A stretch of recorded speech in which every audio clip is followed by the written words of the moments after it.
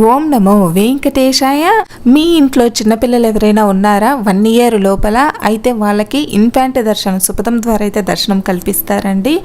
1 year లోపల ఉండే పిల్లలతో పాటు ఇంకా మీకు ముందు సంతానం 4 years 6 years up to 12 years లోపల ఉండే పిల్లల్ని ఎవరైనా సరే వాళ్ళతో పాటు మీ తల్లిదండ్రులను అంటే 4 members వరకు అయితే అలో చేస్తారండి సుపథం ద్వారా దర్శనం కోసం. దీన్నే ఇన్ఫాంట్ దర్శనం అంటాము.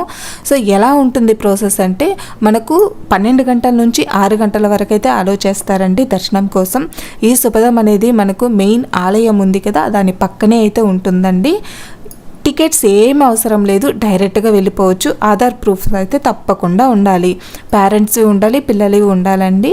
సో 1 year లోపల ఉండే పిల్లలకి ఒకవేళ మీరు ఆధార్ కార్డు చేయించకుండా ఉంటే బర్త్ సర్టిఫికేట్ అయితే తీసుకెళ్ళచ్చు. ఒకవేళ బర్త్ సర్టిఫికేట్ కూడా లేదు అనుకుంటే మాత్రం హాస్పిటల్ డిశ్చార్జ్ సమ్మరీ ఉంటుంది కదా, అది తీసుకుని వెళ్ళినా అలో చేస్తారండి.